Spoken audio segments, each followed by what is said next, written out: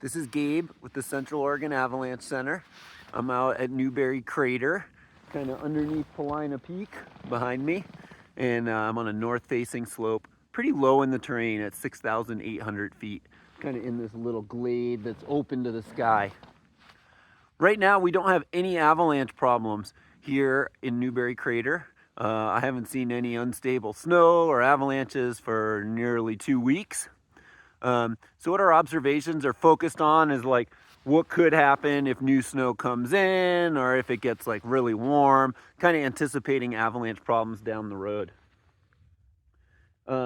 We've been paying attention to these this kind of one location, places where it's protected from the wind and it doesn't see any sun. So that's usually like north facing or shaded and kind of like middle or lower in the terrain where it doesn't get wind. And the snow has stayed nice and soft there. It's actually gotten even weaker because with the cold, clear nights, it turns to facets.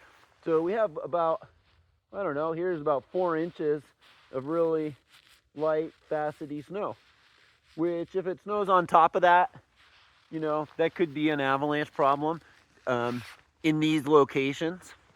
The other thing I've been looking at is we have this crust down underneath, and I've been curious, is there any of that faceting or weakening right underneath that crust? So not very far down.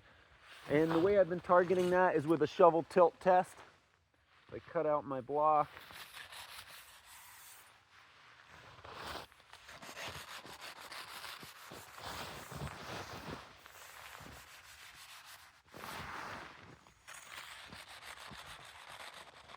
Okay. I'm gonna lift it out with my shovel. And then I'm gonna tip it up and give it a few taps. And we'll see if it slides under that crust.